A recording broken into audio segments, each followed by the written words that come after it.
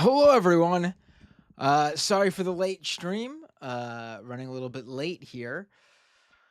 Also catching up with how the Mets are absolutely fucking blowing it. What the hell? Come on. This is this is this is ludicrous. This is ludicrous. Mets absolutely blowing it. They're back at Citi Field. I passed by with the lights on or just a few hours ago. Packed stadium you could see from the highway. The Mets are blowing it. Mets are absolutely blowing it. Unbelievable. Unbelievable. What are you supposed to do? What are you supposed to do with this team? Christ's sakes. You get them to the National League championships and then they just fall apart. Just fall apart. To be fair too, it's the Yankees and the Yankees have it much easier. They just got to beat the Guardians. They're already up 2-0, 2 games to 0. Whereas the Mets looks like they're going to be down a game after today, unless they turn it around in these next 2 innings. Christ's sakes! Oh my God. Anyway, it's a call-in show tonight. Started late. We'll be back with the interviews very soon. I knew it was going to be a late start today, and thought, what a great time to, a lot of callers wanted to call in last week, couldn't take them all. And we'll use the phone lines too, because we get people calling in, and I'll open up Skype. Wherever people want to call, let's do phone lines first. 646-303-7337. 646-303-7337. We'll take some calls. We'll talk about what's going on. How the Harris Walls campaign is also blowing it, completely blowing it. Oh my God. Terrible. What are they thinking? What are they thinking?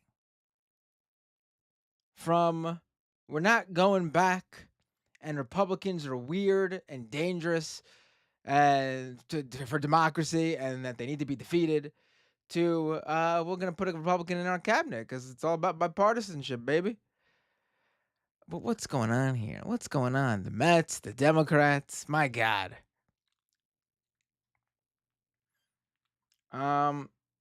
It's cold. It's cold, Tokyo Hans. Tokyo Hans with a super chat said, Matt, not in a black t-shirt. This is off. Well, yeah. It's cold, so I'm wearing a sweatshirt. It is a band shirt still, but it's a sweatshirt. Oh my God, Matt, what are you doing?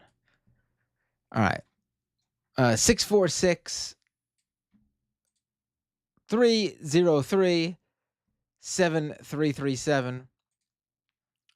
All right, let me oh, all the calls coming in now. Here we go.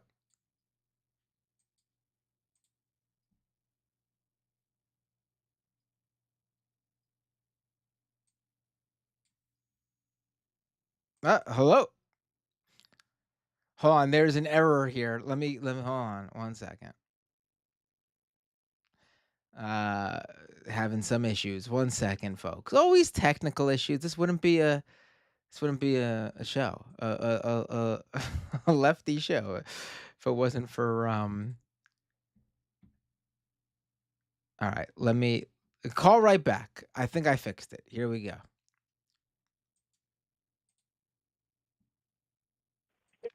Hey, what's your name? Where are you calling from? Hello? Hey, this is Ren calling from Oregon. Can you hear me?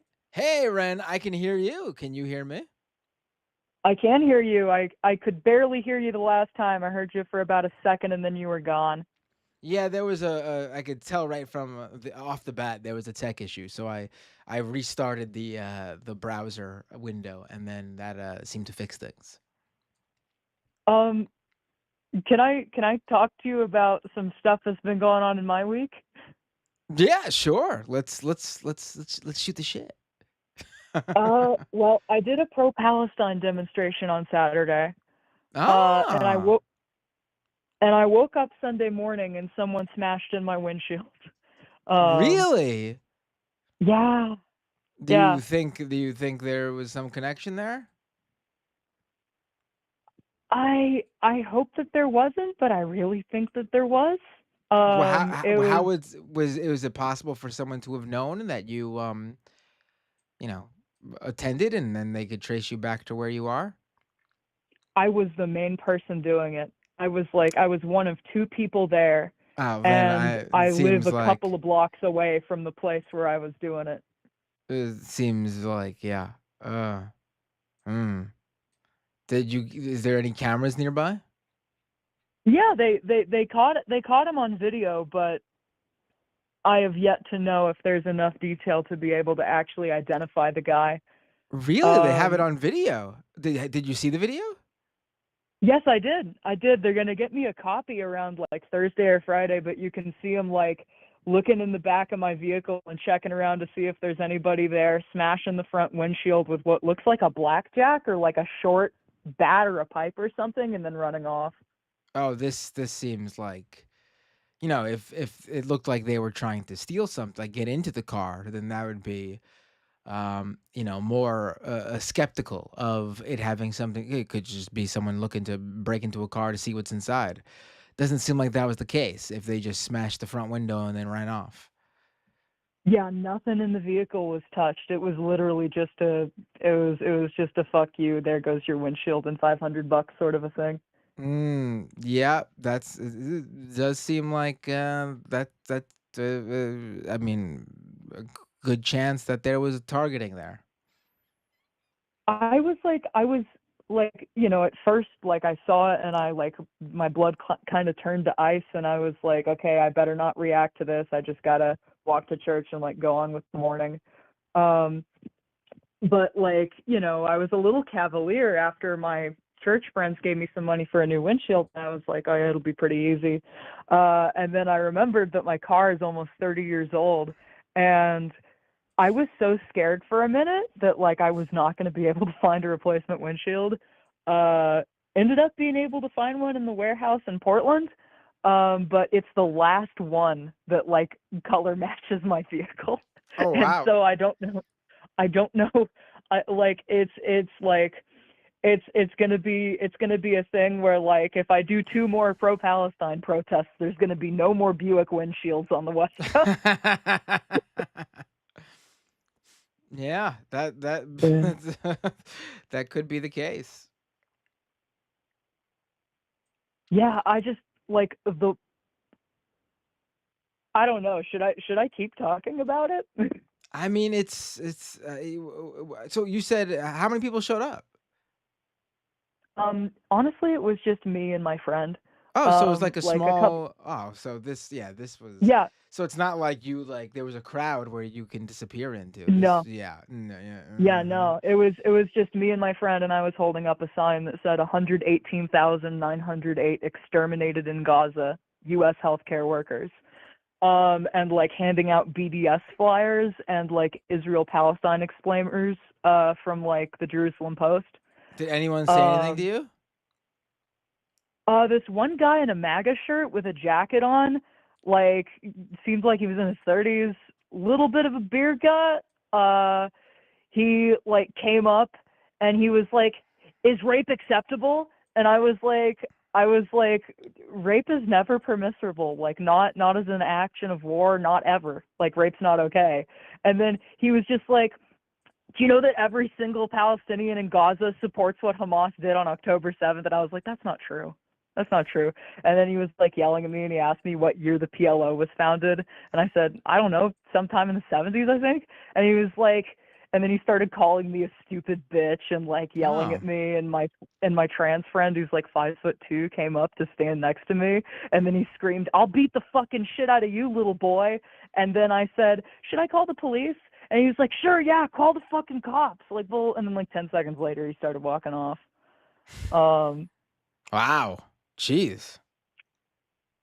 I like I was like thinking from a perspective of like I'm so like there are Nazis in my town, and like this is a very Republican area, and a lot of my friends are like too scared to do any demonstrating. And I talked to a freelancer for the local newspaper, and he's pro-Palestine. And I was thinking like, okay, I just need to like do this first demonstration and like be a little bit of an abuse sponge and just kind of deal with it for a couple hours, and then it will create an environment where it's easier for other people to demonstrate and like hand out flyers and stuff. But like I'm kind of not sure what my strategy should be going forward. Yeah, I mean, I have no nothing, no suggestions, honestly. I mean, whatever you do, just make sure you're safe, you know? That's crazy. Yeah, I'm thinking that if I just like set up cameras pointed at my car, like it's not as big of a deal if like somebody smashes the windshield. Um, I guess something that was nice about it is that like my neighbors all came up to me and they were like asking about my car, like a day or two after it happened. And I said that I was doing a demonstration and they asked what it was about. And I said Palestine. And like my new neighbor, who's like older dude in his 40s, got gauges and stuff, he was like, well, the Jewish people don't have an inherent right to that land. And I was like, oh, based. And like even this like lady at the bank, like she was like, what was the demonstration? I was like, a pro-Palestine thing. And she was like, well, I thought we had like a freedom of speech and demonstration. And I was like, yeah, uh, it's like at first I was in this awful mood, like, oh, everyone fucking hates me and like this shit sucks. And then I was like, oh, okay, my neighbors are actually kind of cool. Yeah, I mean, that's cool that at least it spurred some sort of I mean, exactly what you want out of protest, right? You spurred some conversation in the community and found some people who agree. Yeah. Um, Let me see. Is there anything else you want to talk about, or you want to get to other I people? mean, you're calling me. Is there anything else you wanted to talk about? Fuck. Well, I'm pretty pumped. I like. Okay, so like I'm a little bit like I got a little bit of a headache because like, do you know what ferrules are for like crutches? Like crutches, like if you break your leg? Yeah, yeah. No, Like I ferrules are like the little tips that like go on the end of them, okay. and like there's like a gas and petro company that like sells natural gas but also sells like rubber based like disability aids, and like they also sell crutch tips and stuff. And like I got some from them, and they like work okay for like 2 or 3 weeks, but then they just wear through. And I spent $105 on 3 sets of crutch tips the other day. And I was like, ouch. Like Just it'll for last those me like little five or six. just for those just for that. Yes, Wow. yes. They're like, if okay, so like if you want to get like some normal cheap whatever ones that like don't fit super great, it's like $8 for a set of them, and it'll last you like three or 4 weeks. But if you want to get like really good like shock absorbing ones, like, and I'm talking, it's the difference in feeling between like wearing a pair of shoes that's 2 sizes too big and like wearing $150 pair of running shoes that's like specifically set to like your foot arch or whatever. It's like $27 per, and I had to pay like $20 shipping. That's crazy. And that's how much those So cost. Wow. yeah.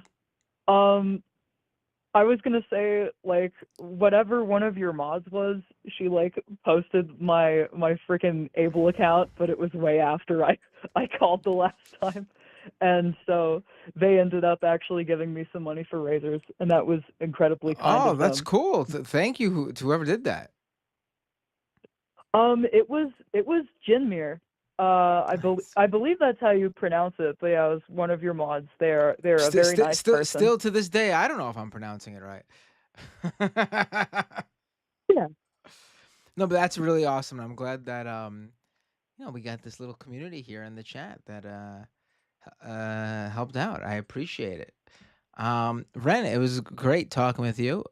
Keep up the good work on your activism, and I hope they find whoever broke your windshield. That's honestly crazy. I And you and know, like it's the like it's details, sad. like at first I was like, there's a chance it's related, but things happen. But then after knowing it was like not something that was like, some big protest, miles away where there were tons of people, but it was just you and a friend handing out flyers in the neighborhood. It seems pretty targeted, and the fact that they didn't look into the car or try to steal anything seems, yeah, sketchy to say the least. Yeah, it's like, well, it's like I've been wanting to get the scratches out of my windshield for a while, so I guess I'll get a nice shiny new windshield out of it. Um, I'll talk to you later, Matt. Have a great rest of your evening. All Goodbye. right, take care, Ren.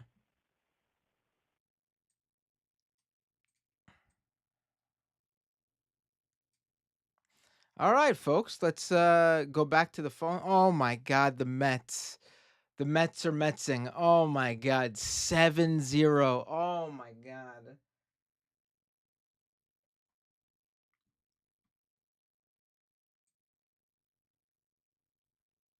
Oh my God.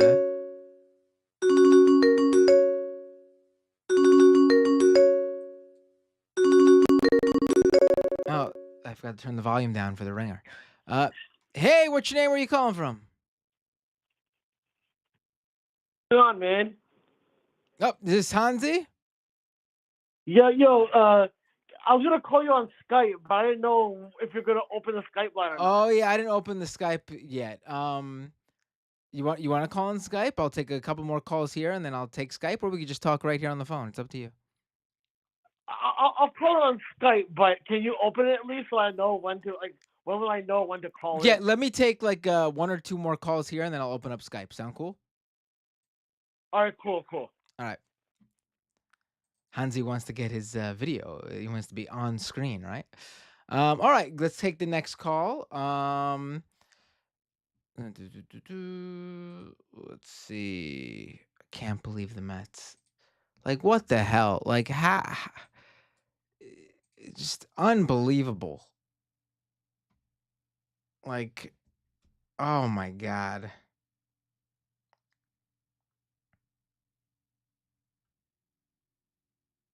Just what is that?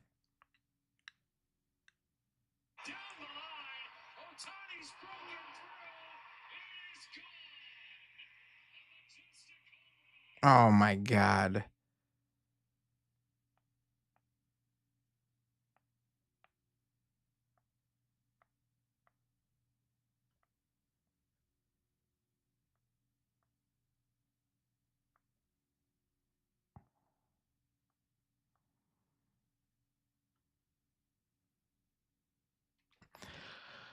All right.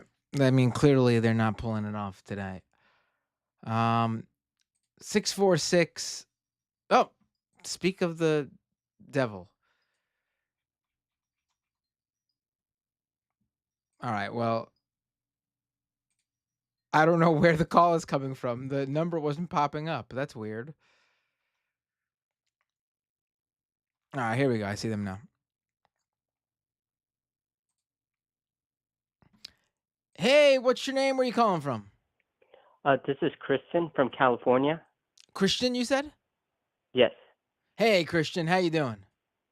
doing good. My question is, if Kamala loses, do you think Progressive has a chance in 2028 Democratic primary? I mean, I don't know who aside from the concerns with a Trump presidency for 4 years and what that means for um you know any sort of election thereafter. Um, just going by the conventional way things work. I don't know who they would run. I don't like there's like even the Yeah, Democrats, like even progressives aside, the Democrats don't really have a deep bench. I mean, who would the Democrats even run? I don't know who and progressives would. also I feel like I don't think the media will be like easy on them. Like even like on Kamala, like the way they portray her is like really liberal, even though she's not. Oh, You right, know. right. Oh, like if AOC was to run, which by the way, like I think if Kamala was to lose, I think AOC's chances of running anytime soon is probably not good. Not because she couldn't win, but because people, being the Democratic primary voter base, based on how they think, they would view Kamala's loss as obviously just like with Hillary's loss, something to do with her being a woman and misogyny playing a role, and I'm sure it does, but that's not the reason why Hillary lost, and I don't believe that would be the reason why Kamala lost either. But I don't see AOC winning a primary if that's the case. Yeah. So it's like nothing really changes. So if like a Democrat wins, it's going to be like a corporate Biden or Gavin Newsom. It's If they going to lose, it's you know. going to take another like Bernie Sanders esque campaign, one that obviously does even way better than Bernie Sanders' campaign for what you said to happen, for that back and forth to finally break up. Um I mean, the Republicans did it with Trump in terms of like breaking up their conventional sort of Republican presidential candidate. Uh and now Trump runs the party. I mean, I don't know who that would be for Democrats. I don't know. I guess maybe it would be a celebrity just because the I media mean, can't hide them, you know. right, I know what you're saying. I don't even know what celebrity though that would be. Like, you know, I felt um maybe Jon Stewart. Like that's the only one like I trust, you know, like progressive can trust. yeah, but I don't see him being the type. I don't think he would be. I don't think he would run. And also, I don't know. Like Democrats, like are are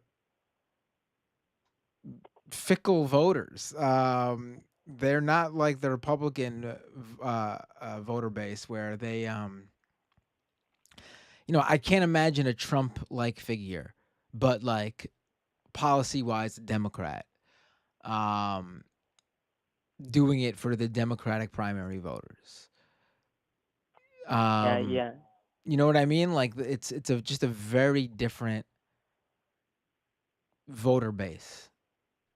Maybe it wouldn't be like Trump the way he does it, but it would be like something different. Maybe in like I mean Jon Stewart isn't really he's Trumpian in a like comedic way, but he's very like positive um likability wise.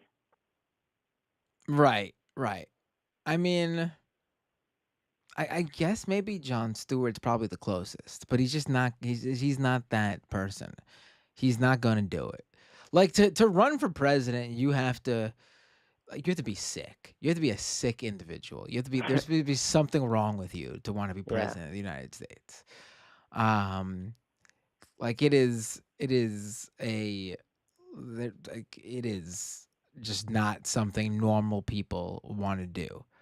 Um, but you know, unfortunately, we need someone who is normal to want to be president. Because yeah, we're just stuck here. I mean, obviously, I want my preference. Obviously, is that Kamala wins in November. But that's mostly for some domestic policy where I think obviously Trump would be horrible. Yeah. Women's rights, bodily right to choose for their bodily autonomy. Um, but trans rights, obviously. Um, but like in terms of like foreign policy, I'm not expecting anything different. So I'm not Yeah. voting based on foreign policy. Because if I was voting based on foreign policy, I wouldn't vote. That's because there's no difference right now. There really I isn't. get, yeah, I get what you mean about like you have to be like an egomaniac to run. But I feel like when they're calling Trump a fascist, if he's a fascist, like wouldn't you want to run? Like you have a duty, to save democracy. If not, he's not really a fascist, Right. I mean, their own rhetoric that the campaign is running on makes zero sense.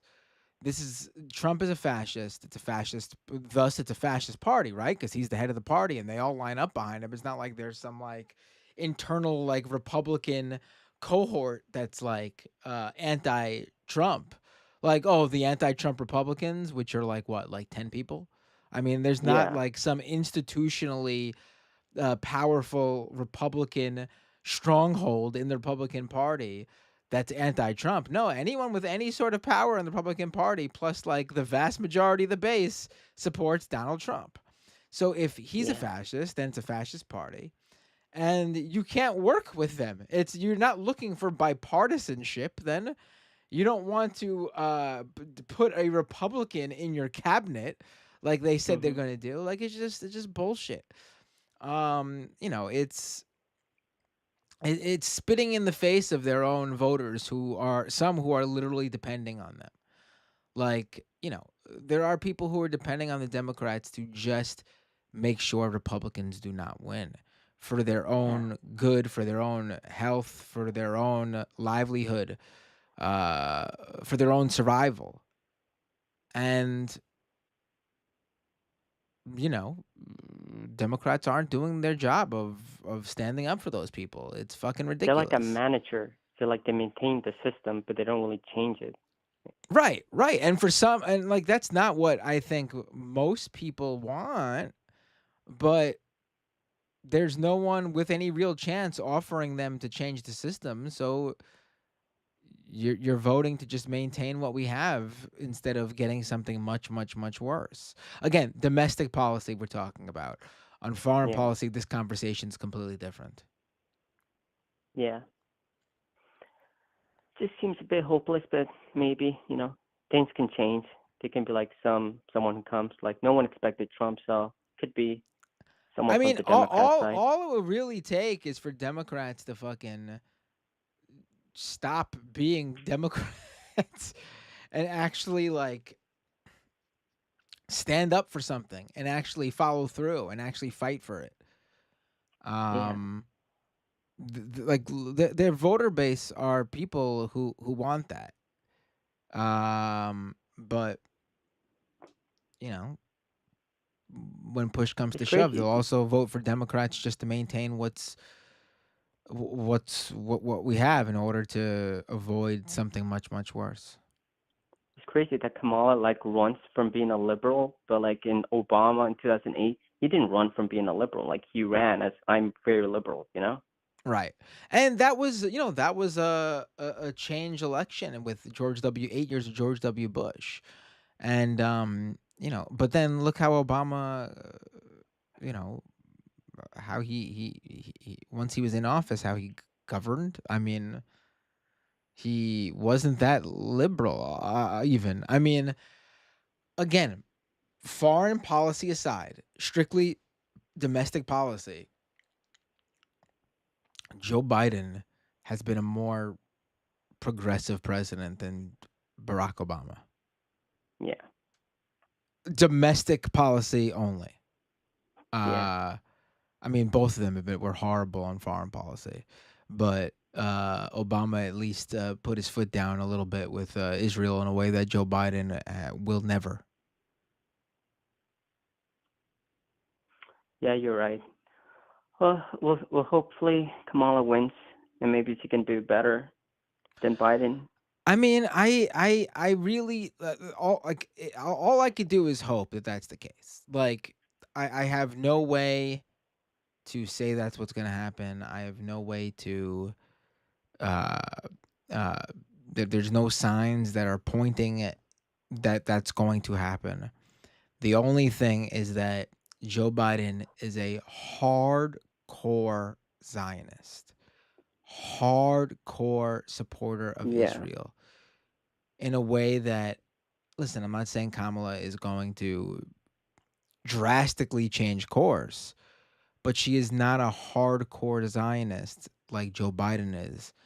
And maybe there will be a line in the sand where she puts her foot down and says no more. That's something we 100% won't get from Joe Biden. We 95% won't get it from her, but there is more of a shot from her than there is Joe Biden. yeah, yeah. Joe Biden's just like I mean, again, if you're someone who's voting on Israel Palestine, there is no one for you to vote for. So there's you no hope. Yeah, cannot vote for based on that issue. If that is your one issue, I don't know what to tell you. If that's your number one issue, I totally understand.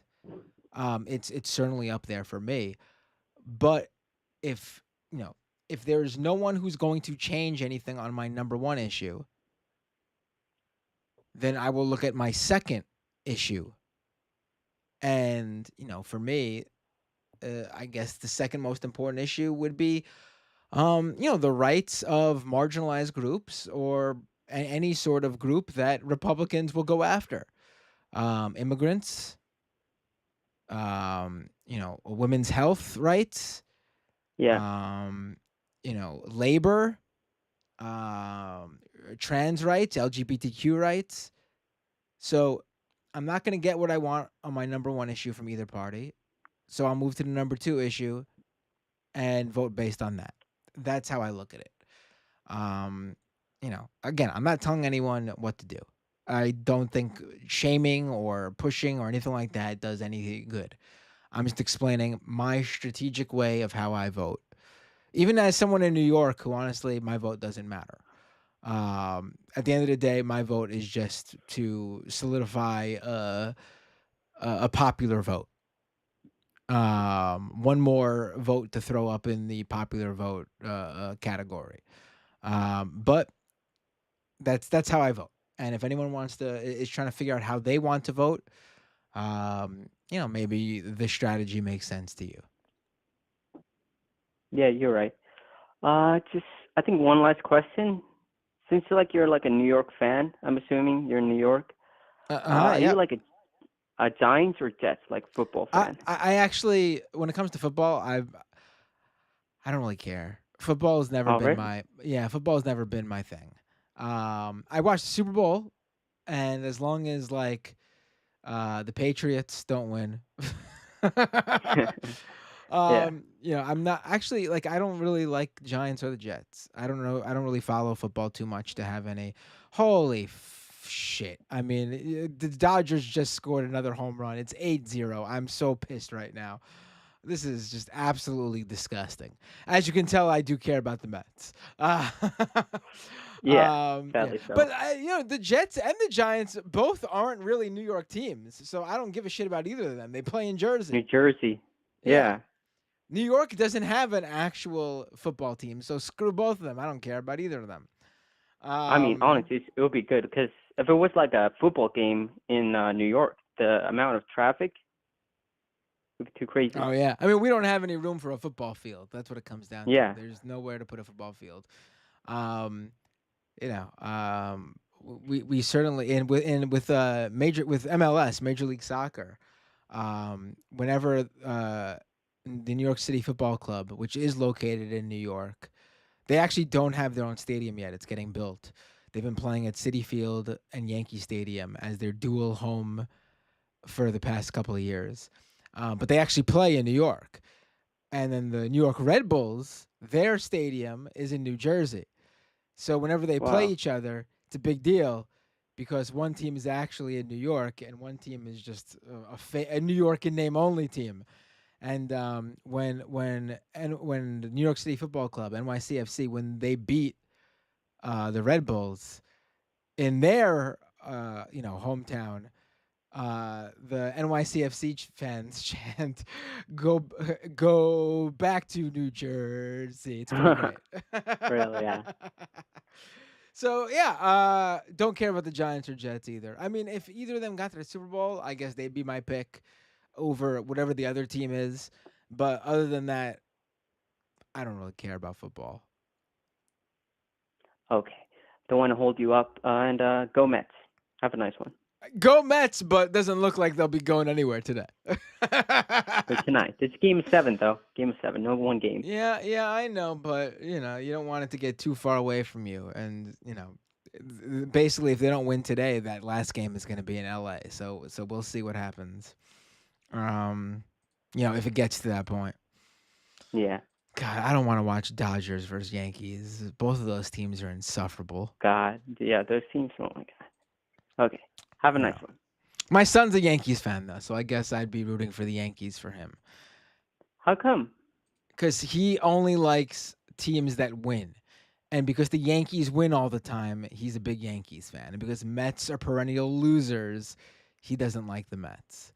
That's how he rolls. When you're a 9-year-old and you care and you care about winning, your team winning, you're gonna go with the local team that wins, right? And the Yankees are the legacy team, the team with the all the World Series wins and all the top. They were the top in their division.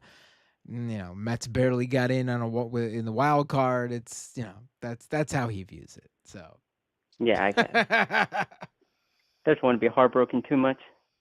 You want some hope he's in actively rooting against the Mets too because he knows I want the Mets to win, so it's killing me. Oh, wow, that's funny. Oh. His reasoning though was he doesn't want the Mets to beat the Yankees in the World Series, and I'm like, yeah, but if the Dodgers beat the Mets, then that means the Dodgers are the better team, and then they could beat the Yankees. And he was like, oh no, I didn't think of it that way. Oh, wow. Yeah, but a great call. It was a lot of fun talking about the election and then sports. No problem. Have a nice one. Take care. Have a great night. All right, we'll do one more phone call on the phone lines, and then I will move over to Skype for Hansi, and we'll end on that Hansi call. I think. How long I've been streaming? Oh, not long. Yeah, we'll probably do a few more calls then. It's only been about 40 minutes, 45 minutes.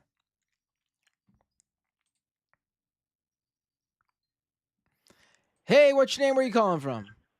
Oh, hey, it's Mr. Matt Binder. My name is Kalani. I'm calling from Hawaii. Though the area code is Georgia, I know, but I'm in Hawaii. Hey, Kalani. Well, you had me freaked out for a second when I said, "Hey, who's this?" And you went, "Oh, it's Mr. Matt Binder." And I was like, "What?" I was like, "Yeah." Matt Binder talking about I know Binder. I know there are other Matt Binders out there, and interestingly enough, one of those Matt Binders is a weatherman from Hawaii. I don't know if it's that common, but surely there's a few others. Yeah. So I was calling, so I'm kind of gonna ask my question, and then I'm gonna jump and let you kind of answer it, just because I'm running some errands. But I had a little window to. What time is it in Hawaii right now, if you don't mind? It's it's got to be what, sure. 5 o'clock? It 4 is o'clock? 10 minutes after 5. All right, I was close. All right, yeah, wow. I wish I had those 6 hours back. Right. Yeah. And it's kind of neat because I get to kind of see all the political stuff that goes down in the day, and then I've still got plenty of my day left over. So, but anyway. Right. You could watch the Mets lose and then go on with your day. Yeah. Yeah, I'm sorry for your pain. I'm hearing the score rack up. I'm sorry you're experiencing that. Oh, it's just brutal. But go ahead. Sorry. Yeah. So I guess my question. So given the recent move here by the Biden administration to issue this not really ultimatum, kind of ultimatum 30-day thing. I was wondering what your thought was on that in terms of like political impact for the Harris campaign. Because I think I was seeing, it was Hassan who was talking about it, and he seemed pretty convinced that it was like bad and like a kind of almost a sabotage attempt or something that was like cutting off Harris's campaign at the, I want to say cutting off at the knee. I'm not trying to think of the right expression for that, but you know, like kind of taking the wind out of her potential sails, I guess, or something. But I'm not so sure. I'm trying to interpret whether this is, you know, a positive development in terms of messaging, if it like opens up some room for her, or if it's like a negative. I don't really know what to make of it as far as that goes. Ask me this one more time. I'm sorry. I'm trying to understand what the yeah. Sorry. Okay. So given the Biden administration's recent, you know, 30-day window ultimatum of not really ultimatum to Israel concerning, you know, Gaza and the potential curtailing of weapons support. And you know, I think the 30-day window is kind of convenient in that it's outside of the. I also don't outside think of- I also don't think the 30-day window is legit either. No, I think yeah, I think don't think- I don't even think the Biden's aware of it. Yeah, I think some low-level staff got ahead of themselves. Honestly, I don't think there's anything. Yeah. I'm being. It's funny, but it's also depressing because I think it's true. Yeah, I can definitely see that. It's not something that is true. Right. It's just not happening. It's just not happening. I mean, and then there was that recent Politico thing that said, like, you know, secretly or whatever it was, that the admin has said, well, no, Israel's too close of an ally to actually cut off weapons. So, you know, that kind of undercuts the whole. Isn't that really great that our allies are able to just fucking run rampant and do whatever the fuck they want, and we can't rein them in and like, you know, how you have like, you know, the ability to like sit down with someone you're friends with or close with and get through to them in a way that other people can't. It's great that we don't have that relationship with anyone, apparently. We just let our allies do whatever the fuck they want because they're our allies. And no, you know, we don't want to tell them anything otherwise. Yeah. Yeah, it's really a great feeling. But yeah, I guess my question was just like what your take is on the potential impact that might have on the Harris administration in terms of their messaging or imaging or potential response to this, if it helps her situation, if it harms or hinders her situation. I don't think it does. It does. I don't yeah. think it does anything for her. I don't think it does anything. Yeah. I don't think people who it would potentially move know it's bullshit. And if it doesn't matter to you, then it doesn't matter to you. It's not something that'll move you one way or the other anyway. Right. Yeah. What will matter is what she actually does if she's elected. There's nothing. There's nothing else. Yeah. Right. Yeah. Totally. No. I figured maybe it was kind of a non-element, a non-factor for the Harris campaign, but yeah, I don't know. But yeah, I appreciate your take on that, and that's all. I just wanted to wish you a good day, and hopefully it's a great question, because I think, you know, that's what this election is going to come down to now: the turnout and who's activated their base. And you know, I do think they're going to lose a lot of people on this. Again, a lot of people in like a popular vote, in like a popular vote number. No, a lot of people as in very specific communities in very specific states, which they need to win, and enough numbers to flip it one way or the other. Yes. Right. Yeah, that's the thing. I'm kind of biting my nails over it because, like, we know it's obviously, I think, the moral choice and the politically expedient choice as well. And it's just like frustrating watching the days And tick and down, and you're waiting for and, something out of the Harris campaign. and it's really rough to like at this point to even like at the beginning I was able to be like, Trump is going to be worse on Israel and Palestine. And I still Yeah. think that. I still think that obviously. Yeah. Right. Yeah. He's going to let Israel just fucking run rampant. But at the Yeah. same He's time a fascist, but yeah. but at the same time as I'm describing what he's going to let Israel do, how is Hmm. that in any substantive way different from the Biden administration's handling of the Yeah. situation? Like I Yeah. can't verbalize or express how I think Trump is going to be different in a worse Right. way when they Yeah. when I can't even say this is how, because I just Right. know he's going to be, because Netanyahu wants him. Like, it's clear Right. Netanyahu wants him to be president. But Right. there's Yeah. no, but I also can't show people that, this is what he's going to do that's worse, because Right. Yeah. I cannot imagine what is worse than what the Biden administration has allowed and supported. Yeah. Like Absolutely. there's if Israel was to tomorrow walk in, like just completely, like bring it, like have the army um literally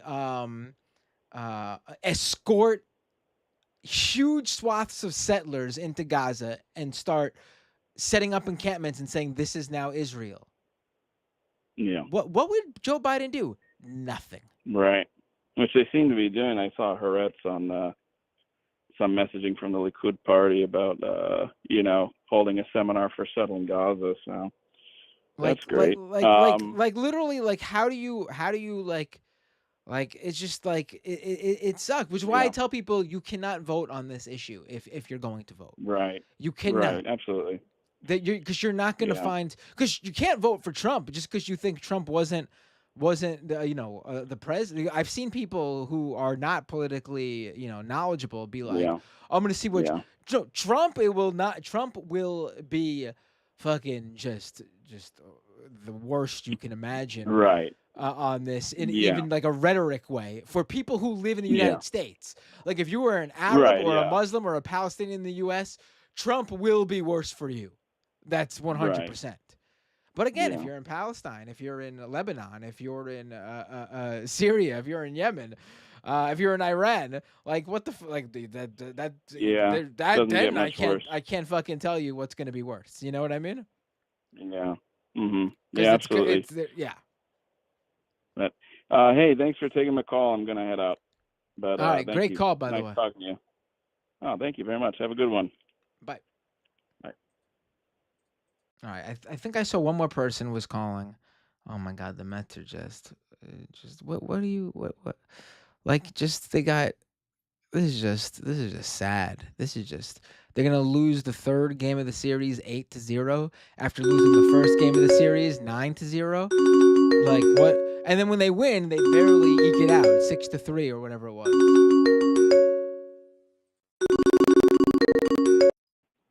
Hey, what's your name? Where are you calling from?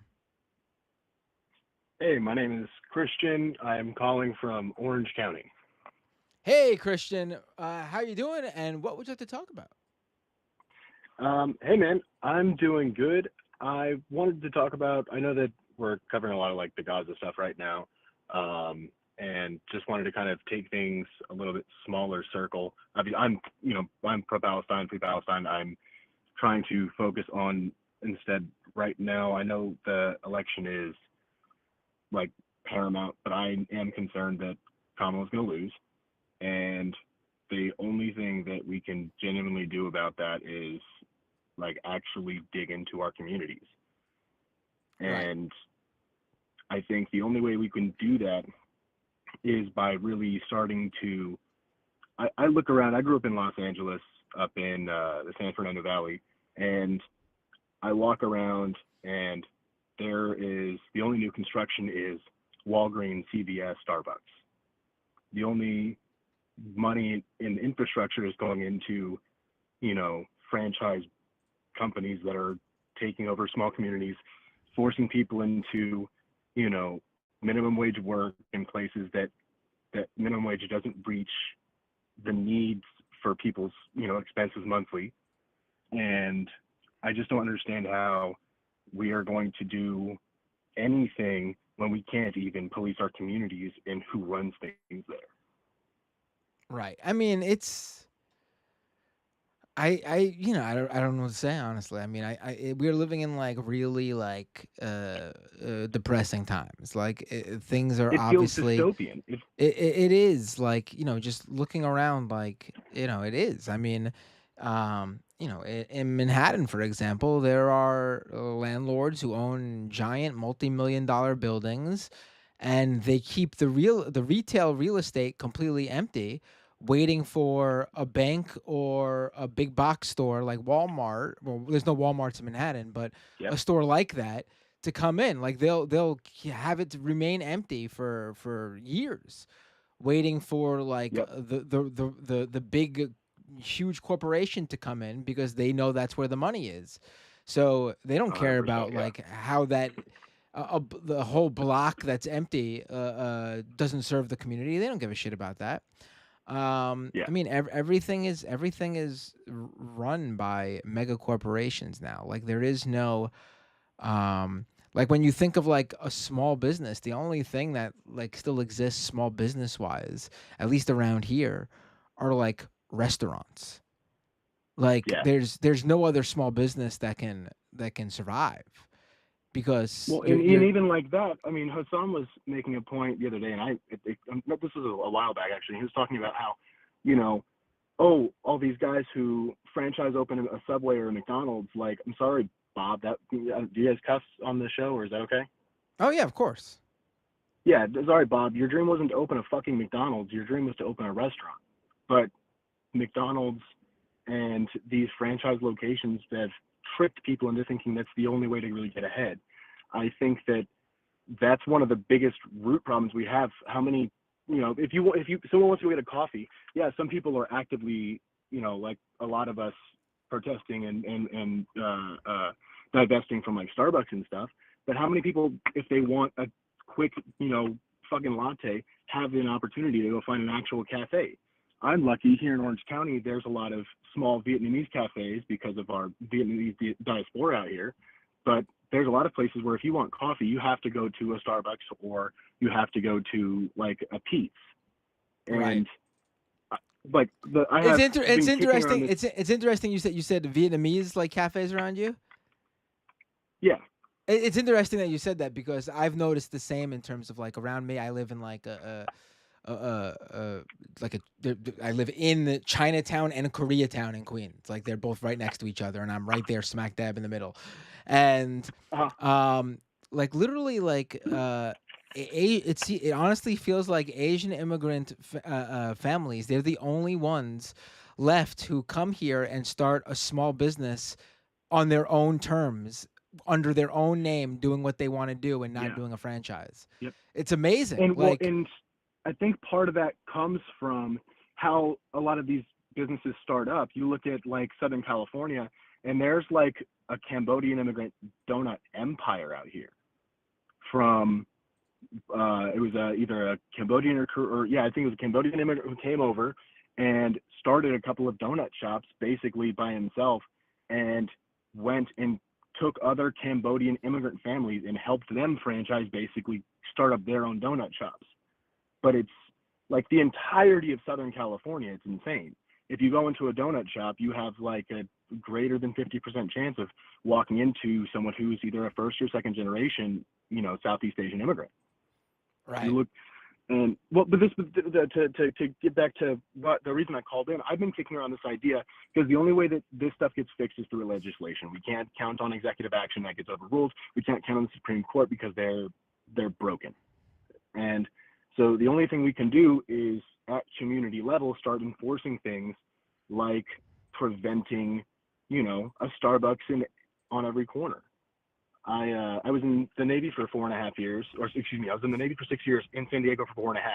And while I was there, I had lived in Chula Vista. It's closer to the border, not super nice, but not super bad either. But there was literally a Starbucks on every third block.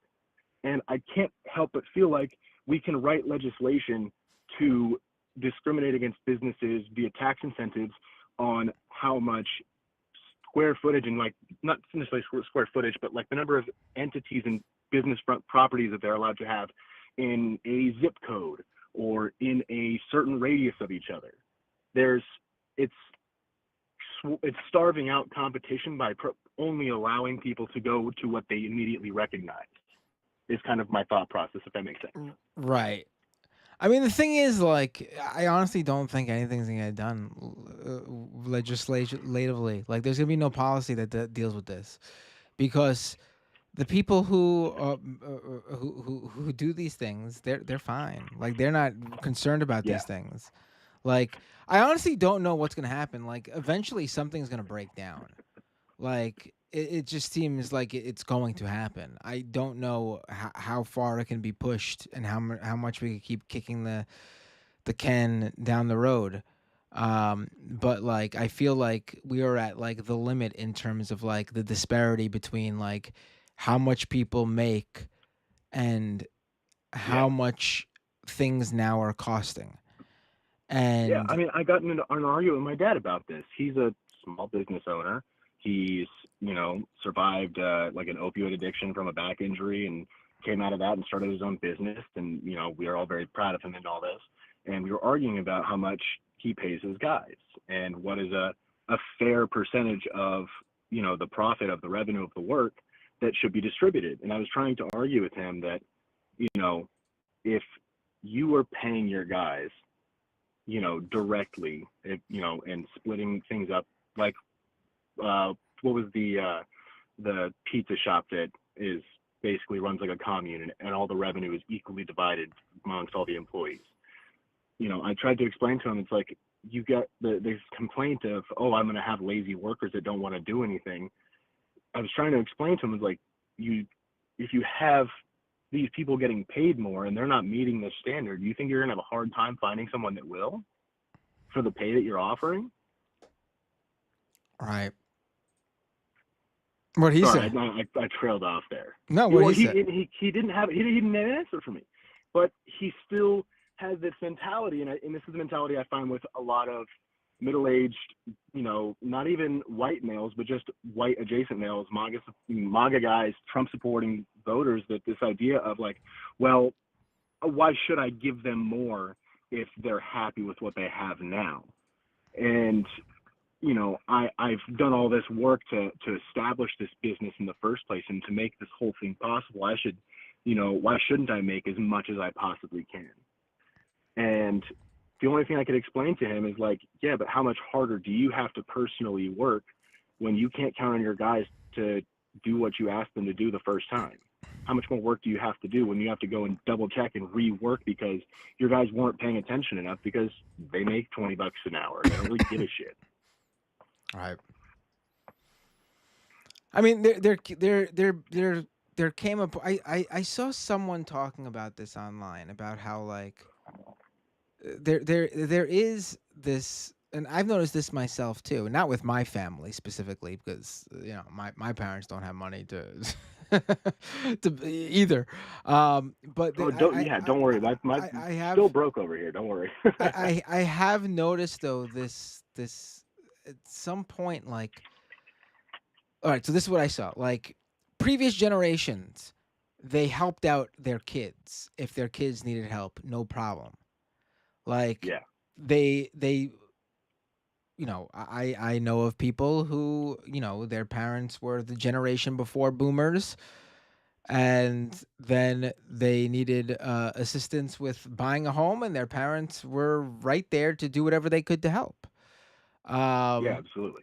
But then this thing I saw that people were talking about on Twitter, at some point around the boomer generation, again, I don't want to say all boomers, but around that generation, there became this thing instilled where you need to do it on your own. It's your responsibility. Now, obviously, you want to instill that in your kids, but you also do want to help them when they need help. But like that's not what has happened since that generation or that time See, period. Like I have, you know, and then there was to a be conversation about how like the Mhm. whole thing is like people hoarding wealth and then leaving it to their children when they die. But like their children don't need that wealth when they're like 40, 50, 60 years old. Yeah, they need it They when they're they need that 20. They money need it when when they're in they're their 18. They need, when yeah. yeah, Well, teens, that's the reason I 20s, joined the military. 30s. I was a member of the poverty draft. You know, my grandmother is a real estate agent, has been her entire life, and is basically a miniature real estate mogul by herself. And my grandfather was a small business owner his entire life and just retired this year. We had money on that side, but it's that you're right. It's that selfish mentality of like, well, I mean, I did it. You gotta the metaphorical pick yourself up by your bootstraps. But no one ever thinks about what that means. No one ever thinks about the idea of picking yourself off the ground by your fucking bootstraps. It's a joke. And people think of it as a literal representation of what you should do. Like there's just a hoarding of money. That's what's going on. There is a hoarding of money, and people are going to be not people listen to this show. People will be like, "Well, they worked hard for that money." Well, you know, but you're not. If you're so pro America, if you're you know, you see that from conservatives a lot. If you're so patriotic, then you need to understand that the spending of money puts it in the economy. So of course, if these people are going out and spending the money, then okay, fine. But they are not. But they are hoarding the money. They buy the S&P 500 as often as they can, and they just sit on it. Right. They are hoarding the money, and in turn, they are hurting the country and the people who live in the country. And if you love America as much as you claim, then you need to understand that the hoarding of this money is hurting the country. Well, I mean, come on, Matt. Let's be real. Republicans hate diversification. Right. It's got the diversity word in it. Right. I mean, it's just ludicrous, and I don't know when it's going to stop because I don't know like what's going to end up happening. Honestly, you know, I'm terrified. Like I'm genuinely terrified. When I served under Trump, and the things that we like became normalized, and like the speech that was normal during his presidency, right? Regular workday things that we would talk about. When he was talking about dropping the mother of all fucking bombs, that has a positive impact on what your ground forces do and talk like and act like and think like. When Kamala comes out and says, I want to have the most lethal fighting force, that has an impact, and it's not necessarily the one that we should be focusing on. We put all this money in defense contractors and to Raytheon, Boeing, and all these, you know, all this money to kill people. It's like Pac said, we got all this money for war, but not enough to feed the poor. Right. It's disgusting seeing how much, like, you're right. It's the hoarding of wealth, but then it's the corporate capture to again recirculate that wealth back to them as soon as it's possible. Right. I mean, I don't know what's gonna happen. Like my honestly, my belief is that eventually something will break down and there'll be a huge, like, Great Depression sized catastrophe, like crisis. Because no one's gonna deal with it. No one's gonna deal with it until something like that happens. Well, that's why I kind of like wanted to talk about the legislative action I was talking about, because if we can get something that's easy to implement at a community level for, you know, one person at a city council meeting to propose, you know, something that is uniform, that is instead of trying to fight through lobbyists and legislative bodies up at the highest level, why not just start at the bottom, one city at a time? I got this idea from the Kansas commune grocery markets, where they took over the grocery store that was falling apart, and the government of, I think it was Kansas or Nebraska, one of the two, took over the grocery store and was basically selling things at cost. I think that's something that is definitely something to look into for smaller cities. Yeah, and Um, that's mostly what I mean is because yeah, one small city having an idea to try something led to this concept. This could lead to right, some jackoff in Michigan having the next, Karl Marx theory. I don't, you know what I mean? It's right, it's as corny as it sounds. It's thinking of what can we do instead of just wailing about the the inevitability of it all. right. My I I just got this don't. corny thing I say of Right. No, life sucks, but you got to grab a straw and suck it up sometimes. I hear what you're saying. I mean, I think that would be something good to do, and it would certainly be good for the people who live in that area. But it's not a solution to the problem we're talking about, because it's not going to That's happen fair. That is on a that is large enough fair because scale. it is a scale issue. You're right. It is that is fair. Right. I mean, again, I'm not saying if you could do that in your town, please do that, and you'll definitely do a service and help people in your town. But I'm just saying Yeah, it's not a solution to the problem. It's a band-aid for a very specific locale. Um, absolutely. Yeah. yeah. Do you mind if I just shout someone out before I go? He's Yeah. No. an Go activist ahead, out here in please. Orange County. Works real hard. Fernando Deveras. You can find him on Instagram. Fernando.deveras. He's out here in Orange County. He's an educator. He's a dad. He's an abolitionist. He has helped expose some corruption out here in Orange County, specifically in Santa Ana with the police union. He's been real good about standing up for Palestinians over the last year. Real good guy. I wanted to shout him out. It sounds good to me. Thanks for the call. Yeah, thanks, Matt. Have a good night. Thanks, you too. Bye bye. All right. All right, folks, that is the show. I'm joking, Hansi. I wanted to I wanted to mess with you. I'm going on Skype now, Hansi, to take your call. Give me a second to open up Skype. And don't forget, I will read super chats as well. YouTube.com/Matt Binder. Also over on Twitch. Don't forget. Oh, thanks, Dylan, for the raid, by the way. I appreciate the raid, Dylan. Dylan Burns TV. If you want to check him out, you probably know who Dylan Burns is if you're watching this show. And yeah, I will read the super chats and the Twitch, whatever you leave over on Twitch. Don't forget, if you're an Amazon Prime subscriber, use your free Twitch Prime subscription every month. Give it to your favorite creator. Don't let Jeff Bezos walk away with your extra money that you could be giving to your favorite creator instead. All right, I am now on Skype.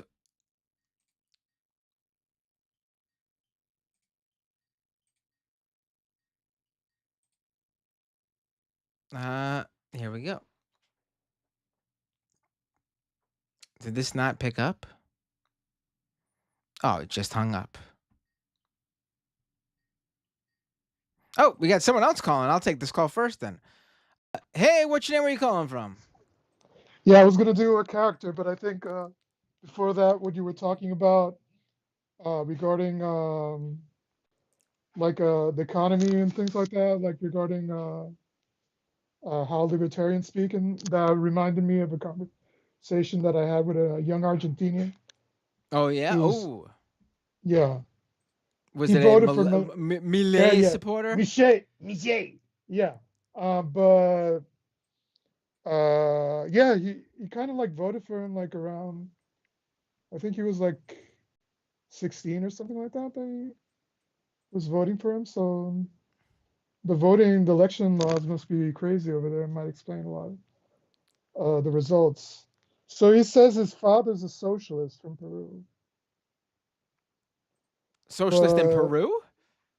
from Peru, From Peru. but Okay. lives in Argentina. Um, but he had like a lot of ideas like that were kind of like what your previous caller was saying about like regarding work and regarding wages and regarding like because yeah, it's like the social safety net that Argentina had is Right. basically something that everybody fights for in both in Chile and the United States. That was kind of like stripped away from us in both Right. countries. And yeah, it was basically like there were like two things. One was well, of course, corruption popped up and stuff like that. But basically, and this is like a young kid saying like people are lazy. I think you were talking about that. Somebody was like mentioning that, and I told him like, well, of course everybody's lazy. I mean, if it's a bullshit job and they're just paying you and badly for just moving boxes around, and this kid is a musician, so I said, wouldn't you like to play music instead? Like do music, you know? And I Right. mean, there's no incentive. Right. And the other thing that you were mentioning about the circulation I'm of not even money, I'm not even like necessarily like unfortunately like I wish everyone could do like what they enjoyed for a full-time living.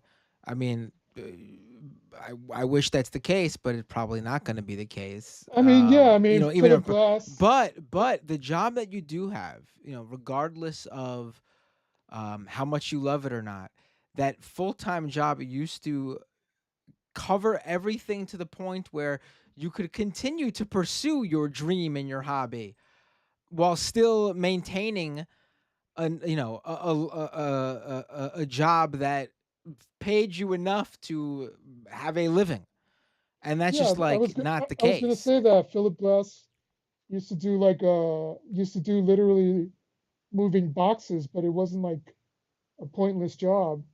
That's just to justify like I don't know like the economic capitalist machine like going on and on and on. But further that if it's not a union job and it's being underpaid and it's a bullshit job on top of it, of course people are going to be quote unquote lazy. There's no incentive behind that. Right. I mean, what's the point? And the other thing was like the circulation of money that you were talking about. In the case of Argentina, I tried telling him like, unfortunately, like the rich have no incentive. Of course, they're going to be against taxes because they want to like keep the most amount of utilities and shit like that. But the problem is that they don't circulate the money, as you were saying.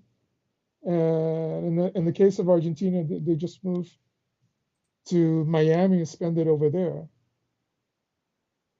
And he didn't get that. He thought that it was like, oh, the influence of the United States. But I was telling him it's like this economic class that has no patriotism, as you were also claiming. Right. Yeah. So, okay, let's unleash the Hansi. Renee, this was a great call. Right. I'm glad I took it before taking Hansi's, Okay, it's your because turn, I mean I stigmatic think Totoro. what was that? I call him stigmatic Totoro, like our neighbor Hansi. Oh, okay. Sounds good. He looks like Totoro. Okay, talk to you again Take in whatever care. capacity. Have a good night, Renee. Hansi's not there, so I'll take this call. Hey, what's your name? Where you calling from? Hello? Hello? Hey, Matt. Hey, what's your name? Where you calling from? Oh, John from Kansas City. Hey, John from Kansas City. What was it to talk about? Um, I guess kind of, my mind's kind of blank. I was just waiting on the Skype, so I Oh, guess you thought you were going to be since waiting it's longer than you were. You always got to be ready. You never know when I'm going to take you. yeah, yeah, very unexpected, but I don't know. I mean, it's Wednesday night. It's hump day, apparently. I guess just feeling, very, dare I say, pessimistic about the election, and considering all the election talk Yeah, that's I been going mean, on. I do still think at this point, again, not knowing what happens in the next few weeks, but at this point, I do think from I think she ekes it out.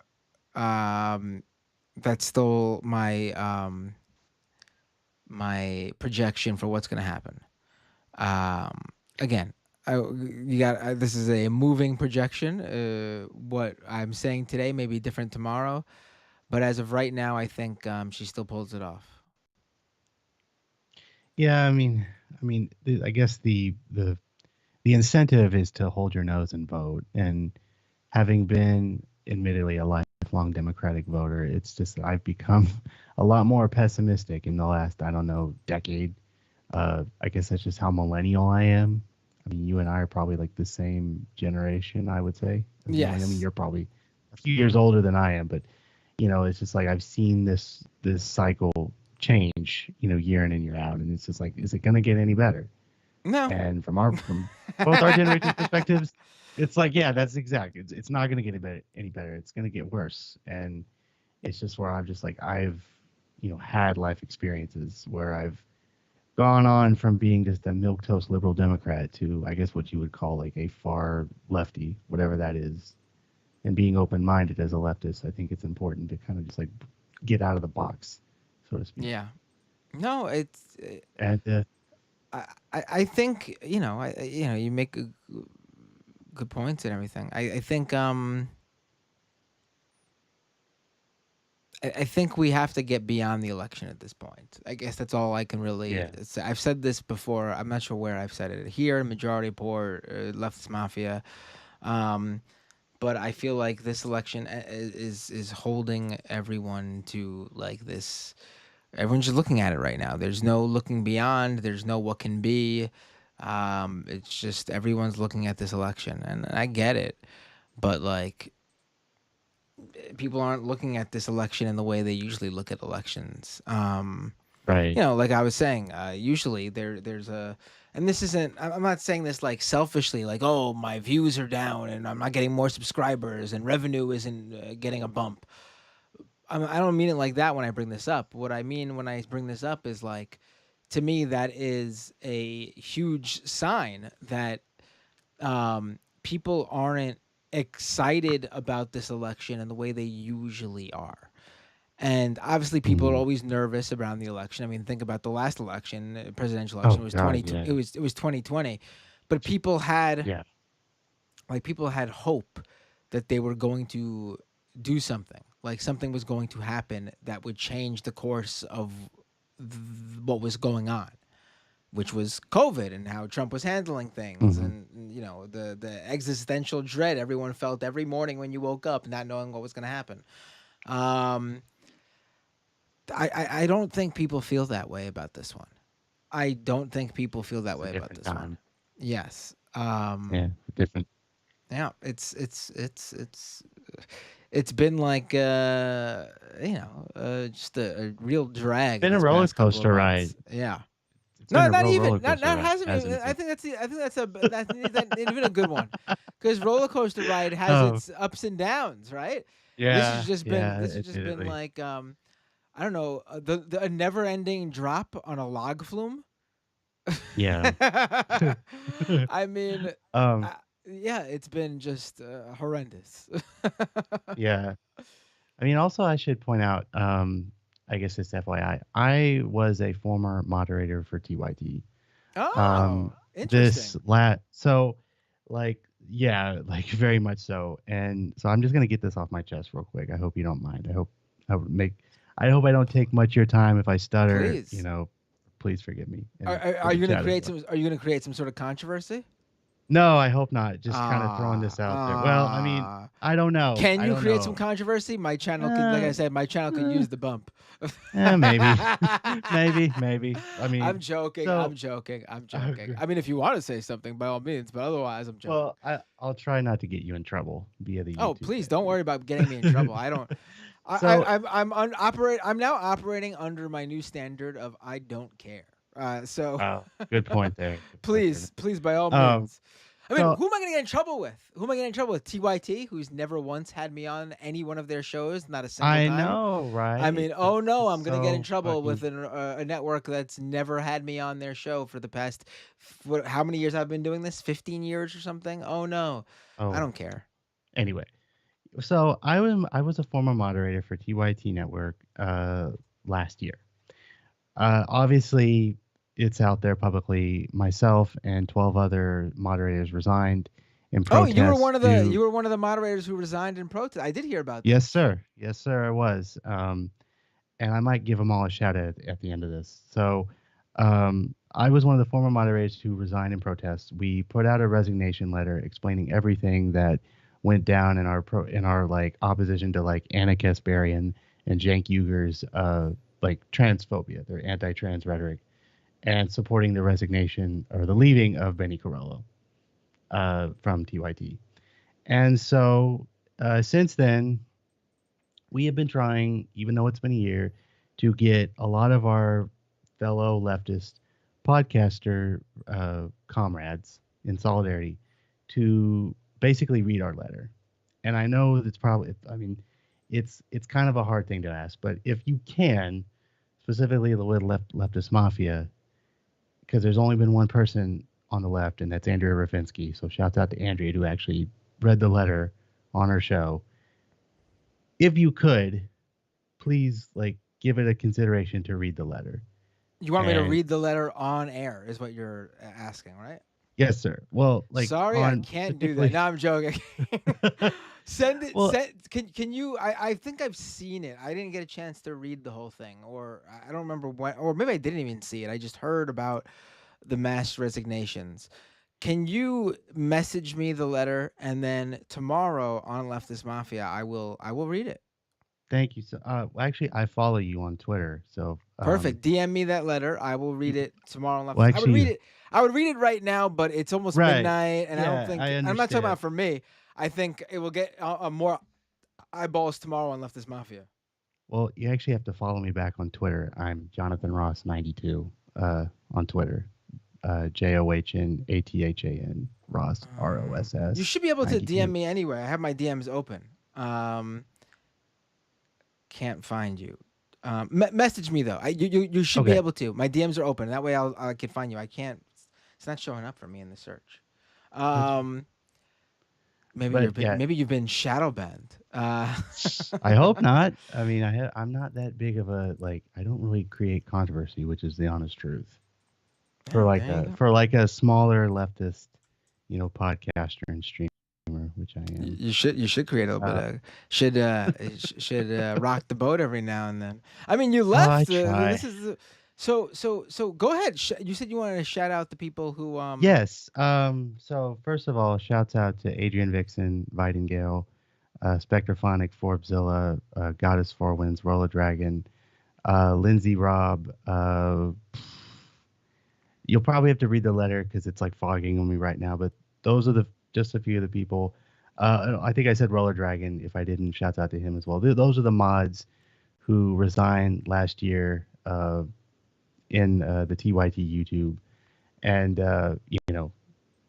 they've gone on and done bigger and better things. They're all streamers. They're all promoting the LGBTQIA plus community. Definitely trans and non-binary folk, and also people with disabilities. Full disclosure, I'm a person with a disability. I'm autistic, so I tend to ramble. And so I hope I didn't bore you or your fellow or your people in chat. No, this was this was a great call. There was nothing to apologize for because everything was great. It was a good call. It wasn't, you didn't go on. You made your points, and it was an interesting listen. So please feel free to call in anytime. Do send me that statement, and I will read it on Leftist Mafia tomorrow. And yeah. Thank you so much, sir. Great talking with you. Great talking to you as well. And also, I just love the nose ring, by the way. I don't have very many piercings myself, but thank you. I just love the nose ring. I appreciate that. It's the only I have my ear pierced too, but I don't have anything in it because I just don't. I don't know what happened to it. It's never closed though. I haven't had Right. anything. It's just forever going to be there, I guess. But yeah, I'm not a piercing guy, but the nose ring is one that I wanted. I'm more of a tattoo guy. Yeah. Thanks for the call though, and thanks for the Thank you. kind words. Thank you. Appreciate it. Appreciate you very much, man. I appreciate that. Take care. Have a great night. You too. Oh, I didn't even realize he had his video on. I would have put his video up on the screen. My bad. All right, here we go. Everyone's been waiting for him. What's going on, man? Hey, Hansi, the moment everyone's been waiting for. That's why people watch this show, not for me, but for Hansi's calls. No, I mean, listen. Thank you for I thought you were gonna save that DM I sent you last week for this show because I didn't know you're gonna air. I didn't know you're gonna play it on the Leftist Mafia last week. Oh, I thought that's why you sent it. You sent it like that same day. Well, the reason why I was watching your show, and the thing is, right? And listen, I know you guys are not like I know you guys aren't in a specific beef with TYT, but since I pay attention to it, they will go above and beyond now, out of their way to whenever they talk about their coverage of stuff, they'll just make generalizations about other leftist creators, and they'll keep sniping them.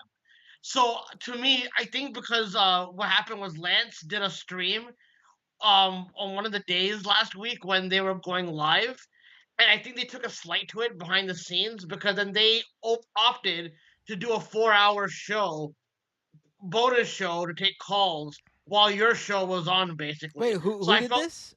TYT the same day that you guys were doing your show. Oh.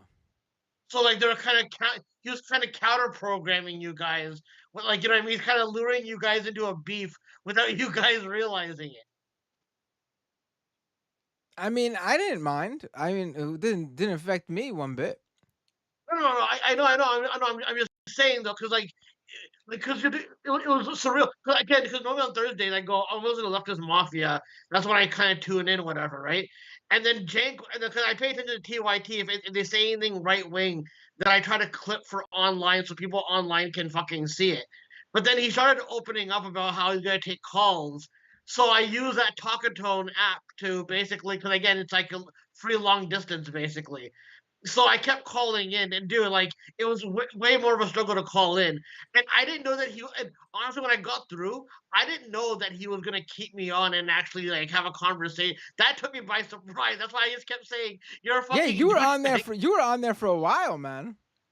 Yeah, I know, man. It's fucking crazy, man. I had no idea, but no, but I'm glad that at least you guys got something out of it because, like, yeah, because again, I didn't pick up on it right. I was nervous about how he assumed that because I wasn't an RFK supporter, that it means that I can't be an independent. That was the weird part for me, honestly. Well, the whole point was even though that call didn't really go anywhere specific, at the end when I accused him of being a union buster, because there's some ex-employees of his that have been doing like compiling like threads about like the evidence of Cenk trying to stop the union back a couple of years ago. I know I did that I was all over the place, but I wanted to get that portion out, so that got clipped by a lot of people. Like the one guy that does the threads that worked for TYT, who said that Cenk did stop the union. He compiled the whole thread, but I wanted Cenk to deny it on the air in order for it to really mean something. So at least I got that out of it. But I did like my line about saying that I'm gonna name my band after them, the transphobic pieces of shit, or whatever. I thought that was pretty good, but I don't. He threw me off by wanting to have a conversation. So now I'm like, I hope they do it again because I will fucking call it. Hold on, Hansi, you're just did you mute yourself? No. Oh wait, hold on. My bad. Hold on. Something just happened with my my computer. 1 second. Can you still hear me? Hello? Yo. Okay, I can hear you now. That was weird. Something happened with my my sound, my audio. Maybe TYT's hacking your phone, man.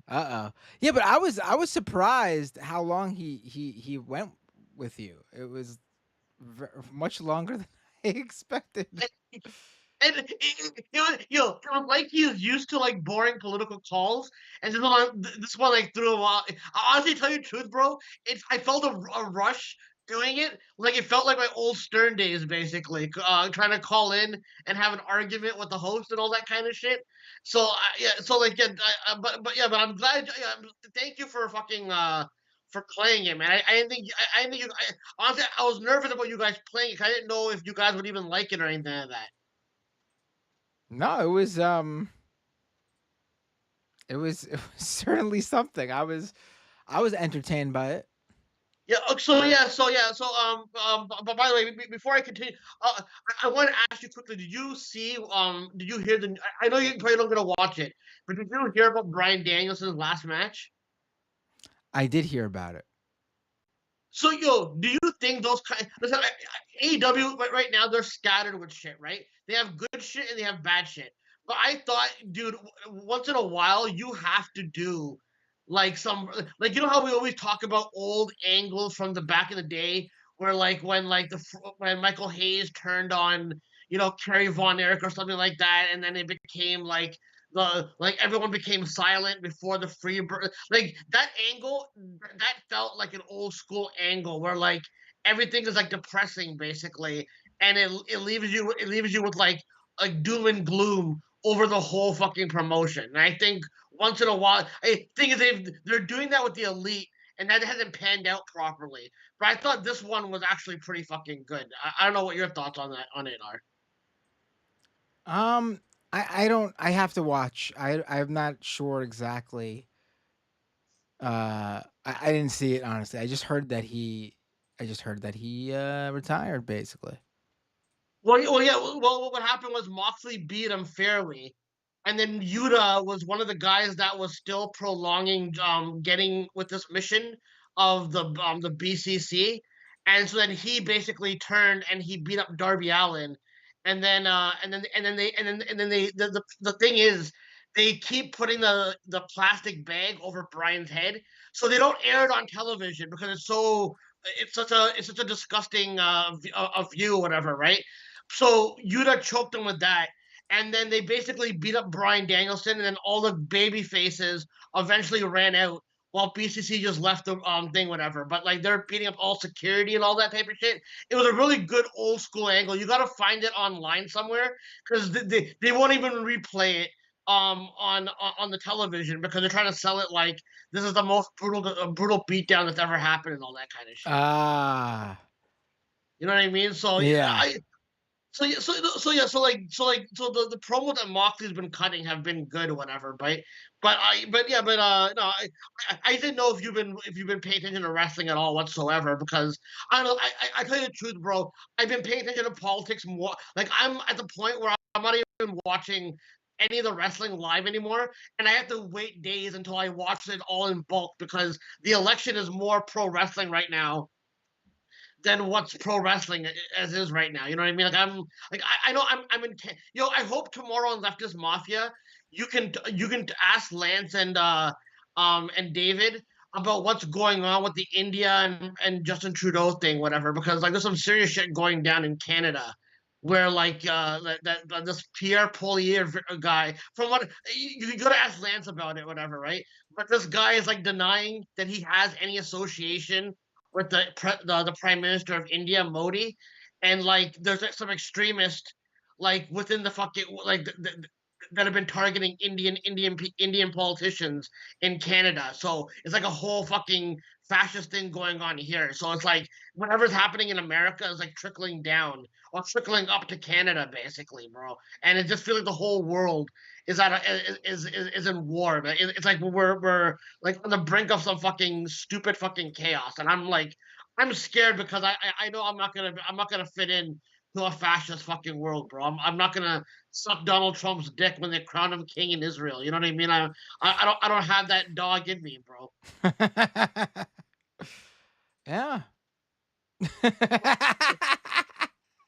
So, sorry, I thought you had something else to say. I guess I'm like tiring you out and shit. No, no, no. I don't even know what to say to that one. That's all.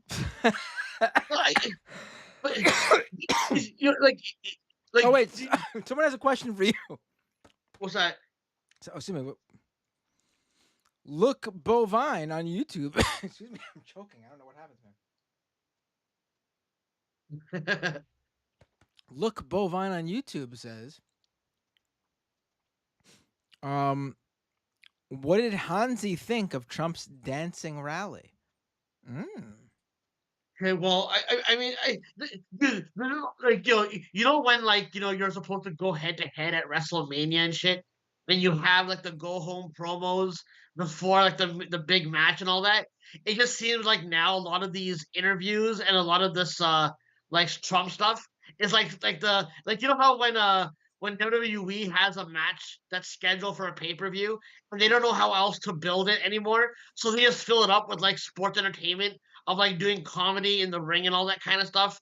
And then like that's what it feels like with like the whole Trump stuff, where like he's just like standing there. Do you not find it odd that like no one's making a big deal about Trump's dementia or any of his I like the Democrats a little bit are right. But like, do you not find it odd that like there isn't anyone urging this guy to like not like this guy can like people think that there's an agenda with the Democrats, and I understand like on the transparent level, but like the way that people are like the fact that this guy is an Epstein Island enthusiast and this guy has like done rape and all this fucking shit, and this doesn't disqualify him from even running is like just shows you how broken the fucking game is, man. Like, and I know we sound like broken records by being all doom and gloom and all that kind of stuff, but it's like I think people. This is my opinion, and I'm not like urging anyone to like riot or anything like that or anything like that. What I'm trying to say is prepare that this election to me is not going to have a clean result. Like it's going to be like another week where they're going to extend it and all that kind of shit. So just prepare for that kind of shit and just be safe when you're going out there and fucking voting, because I do think there is going to be chaos, dude. Like I'm afraid, like if so much chaos is happening now, man, I don't know how much more chaos is going to happen like during the election time. If I'm to buy into this fucking hype, like like, have you been watching the Penguin series? I have. It's fantastic. See, whenever I look at those kinds of shows, right, where they show you kind of predictive programming where society is going to be going, it shows you the beginning of like the series about the aftermath about what Riddler fucking did and how the elections going on, and like it just shows you that these anti-establishment type people who say they're going to help people are there to really just cause more fucking chaos. And I thought the beginning effects of what the Penguin was that they showed you in the background of that, I thought like it's kind of predictive programming of where our world is going to be going soon, if that makes sense. Yeah, I mean, yeah, it does. Have you been liking the Penguin? I think it's really good. It's been fantastic. It's very Tony Soprano like. I still don't know if have you watched Sopranos yet or no? I have not. No, I know that's a long running thing. People can't believe I haven't. I've Yeah, not. a couple of weeks ago when you were talking about not understanding why Italians love Columbus Day, I sent you a bunch of clips in your inbox of Sopranos Columbus Day. You don't have to know the context of it, but you would find the dialogue really, really fucking funny in that episode. Like back then, people thought that episode was like the most horrible episode because it was like a standalone episode basically. But now watching it in 2020 like eyes basically, it basically is a good like the way of how social media conversations go. And I think also people who are pro like Sopranos crew, because some of these people like they look at Sopranos characters as good guys, and in that episode, it makes them look all like assholes, like trying to cancel the counter parade going on with the native people and all that, and they try to like they try to like blackmail they try to blackmail the native representative by telling him that if you keep this protest going, we're gonna expose that Iron Eyes Cody wasn't really native and he was part Cherokee, whatever, and all that. And then the guy's like losing. Dude, it's a really funny episode. Even if you don't watch like the episode, watch Sopranos, like, dude, honestly, you gotta watch that fucking show, especially if you're watching The Penguin, because watching The Penguin is basically watching The Sopranos, basically. Like Colin Farrell is doing a Tony Soprano impression, basically. If you like that. Hello? Yeah, yeah. Yes, I thought you have more to fucking say, but I think I'm killing your vibe. So No, you're not I'll- killing my vibe. I think I'm getting tired. That which has nothing to do with you. No, what I was saying, what you were saying about Tony Soprano and the Penguin, I could totally see it. It feels like that. It doesn't feel like a superhero show. Obviously, I mean, it's not a superhero show, being that it's about the Penguin. But it doesn't feel like a comic book show either. Like it's very rooted in the like you were saying, like a Sopranos type feeling. Well, they're both. You know what's crazy? That you know the guy who played the Riddler, Paul Dano. Yeah. He was one of AJ's friends in Sopranos. AJ Soprano, the son. He was in one of the episodes. So a bunch of Sopranos fans are like doing like interconnecting work between the Riddler being one of AJ's friends and also the Falcone's daughter, the chick who plays the daughter, who's like kind of opposed to the Penguin. She was one of the daughters of one of the gangsters in Sopranos. So it's like there's like a multifaceted fucking connection going on between the fucking shows. But no, dude, seriously, when everything breaks down, take time to sit back and watch The Sopranos, man. I think you would really like it, man. I really do. I don't know why you're holding off, man, because I think you would really appreciate the social commentary it has on shit, man. I don't know. I can't praise it enough. That's why I don't know.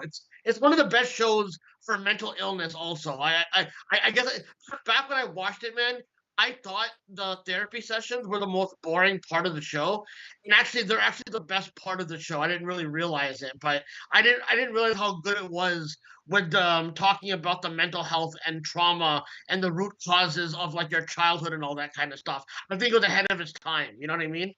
Right. No, I think it's great. So I don't disagree with you. I didn't have that opinion to begin with. No, I don't understand. But I'm trying to encourage you to watch the fucking show. I really want your opinion on it. But listen, bro, I'm sorry for talking your ear off. I think this call would go a lot better. I think the call's kind of shit, to tell you the truth. But I'll let you go and take other calls and shit. No, wait, hold on. Nah, there's no one else to call because that's the end of the show, buddy. So when you leave, it's over. Oh, okay. Well, I'm sorry for ending on a horrible note, then, man. Let's hold on. Someone in the chat said Lunar Spunk says, "What about Oz? Do you like Oz? Did you ever watch the show Oz? 10 years ago, I tried to watch it, and there was one scene where like a prison rape scene happened, and that freaked me out, and I stopped watching it. I can't deal with prison rape shows, bro. Those things fucking scare the fuck out of me. You know what I mean? But I heard like there's I'm a huge fan of Luke Perry, from 90210, and I heard he had a really dope character in that show. Apparently, I saw clips of his. It's like a Bray Wyatt character, basically. He's a religious guy. And I heard that was good.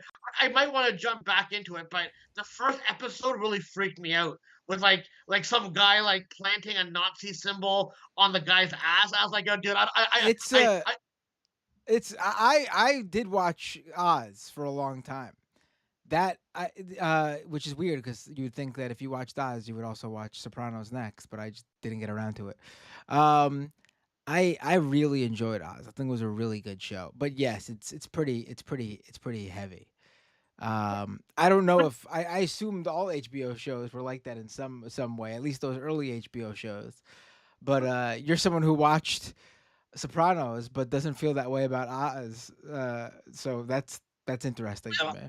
Because dude, there's one scene there's one scene in Sopranos where there's a rape scene that happens, and it shows it like descriptively, and that's one scene that I actually skip because like I've seen it once or twice, and it's so realistic.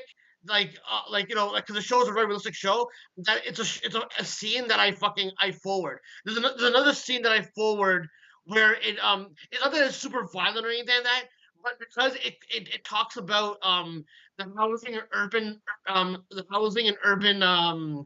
like the urban housing shit that goes on, the scams that go on. Tony in this episode is trying to buy a couple of poor neighborhoods so he can flip the house and get a false appraiser. Then there's crackheads that are living in it, and then Tony organizes his partner in the situation to go get one of the black guys they're connected with to go and beat the shit out of the crackheads. And because you see how that's organized, it makes the scene very hard to watch because you're watching it's a very good show showing you how like for example there's really one good scene that I really like where there's a white family that gets robbed by black guys, and then when they get robbed with their car, the white guy, it's to show you that how you're reactionary as a regular citizen, but the white guy just starts saying the n-word afterwards, and the wife condemns him, and then he goes, who else, huh? Who else? And then the next scene, it shows Tony Soprano looking at a picture of all the cars because he's the one that's putting money on the fucking street. So I always like dig those type of scenes to show you how the power structure works essentially. So that's like one of the things. But those are some hard scenes on Sopranos. But I never got into Oz. Tell me this though before I go. People say that Oz halfway through the series all falls apart anyway. So that's why I never really wanted to pick it up because I hate shows that like fall apart and then it becomes shitty toward the end of it. That's why I never picked it up. Did you feel like that? Yeah, I see what you're saying. It certainly feels like that sometimes, for sure. Yeah. No, but did Oz like fall apart completely toward the end? Because that's why I didn't want to watch. That's why I never watched Lost. I never watched Oz and all that kind Well, of I stuff. never finished watching Oz, but yes, I know what you're saying. Like as the seasons went on, it obviously wasn't as strong as the earlier seasons. I actually never finished it though. Oh, Interesting you're enough. okay. That's fine, fine. But anyways, yo, Matt, what's it called?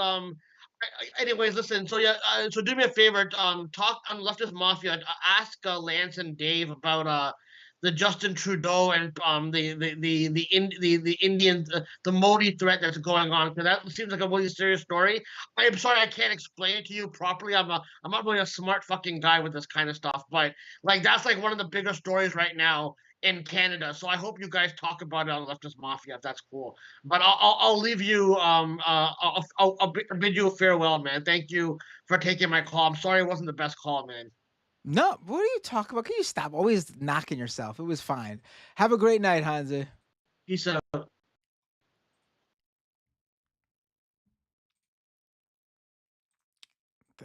Hansi, whatever you think about that call, it was on me because I'm getting a little bit tired actually.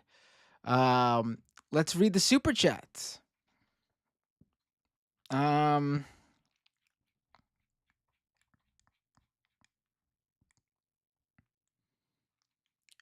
Django Fett resubscribed with Prime over on Twitch. They've been a subscriber for 4 months. Hot damn. Thank you so much, Django Fett.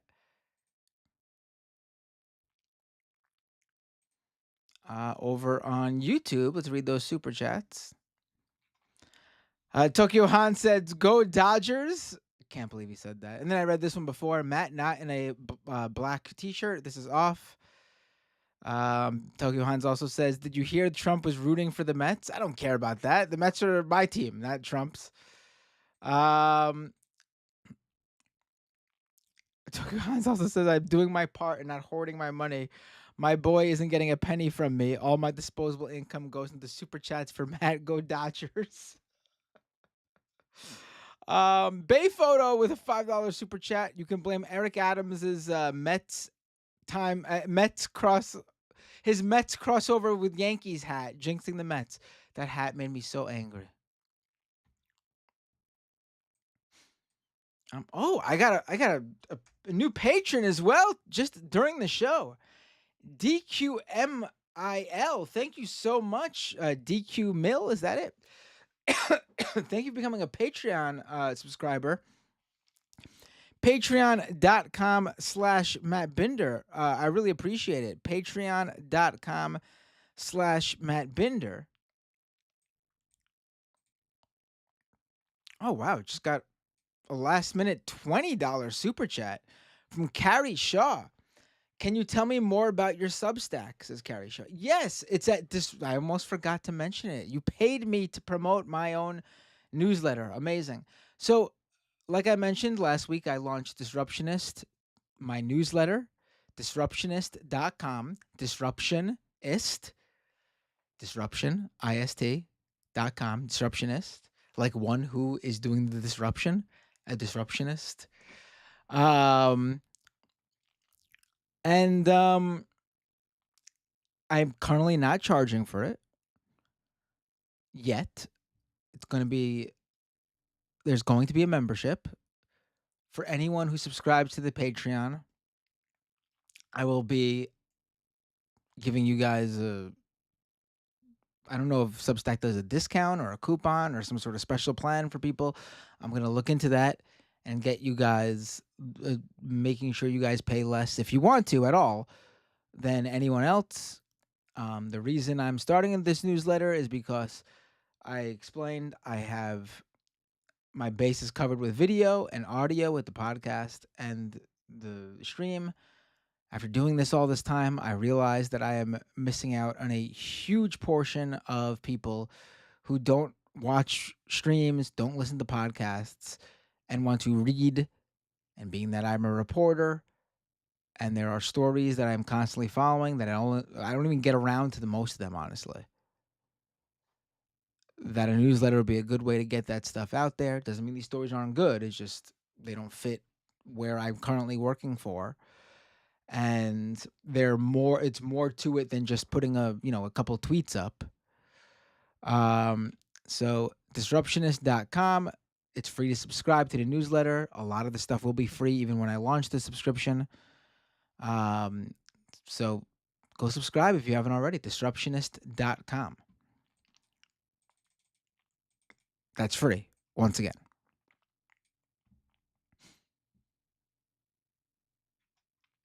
Cold Dog says, are you going to write a Why You Left the Left article on there next? Yes, obviously. All right, folks. I feel bad for Hansi. Hansi, I'm sorry. You tried to call in earlier. I left you towards the end because I wasn't doing Skype calls at first. And then by the time we got to you, I was quite honestly exhausted. I was listening to everything you said. I just didn't have much to say about in response. I didn't see the Bryan Danielson match, his retirement match, or his full-time wrestling retirement match. I didn't see Sopranos, so I really couldn't even give you much. So I'm sorry for that. All right, folks. Majority Report tomorrow. What do you mean? Zanias Dragon says if Matt liked Oz, he won't like Sopranos. What? My dad says I've been trying to get Matt to watch The Sopranos and Breaking Bad, but I was successful in getting to watch Deadwood. Well, yeah, Deadwood was really short. Wasn't much there. I was able to knock that out. But Deadwood was great. I like Deadwood a lot. Rebel Without a Cause over on Twitch. Resubscribe with Prime. Subscriber for 26 months. My God. Thank you so much. All right. Majority Report tomorrow. Leftist Mafia tomorrow. Oh, who should I raid on Twitch?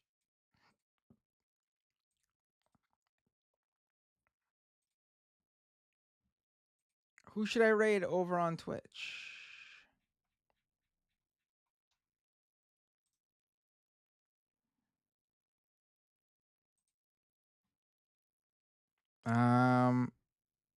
Searjin? Who's that? Or were you not responding to me?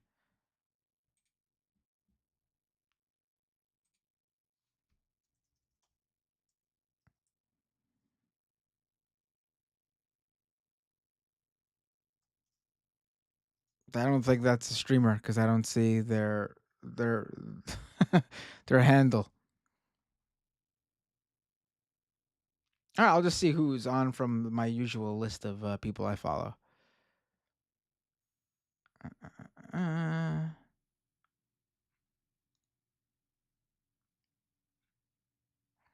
Let's see. It's been a while since I rated Amy EC3, so let's rate Amy. All right, folks. Patreon.com/MattBinder, YouTube.com/MattBinder, Twitch.tv/MattBinder, Disruptionist.com, and yeah. I will see you all on Majority Report and Leftist Mafia tomorrow. Thanks for tuning in late with me tonight and calling in if you called in. I am rating Amy EC3 right now. And thanks again, Dylan Burns, for the raid.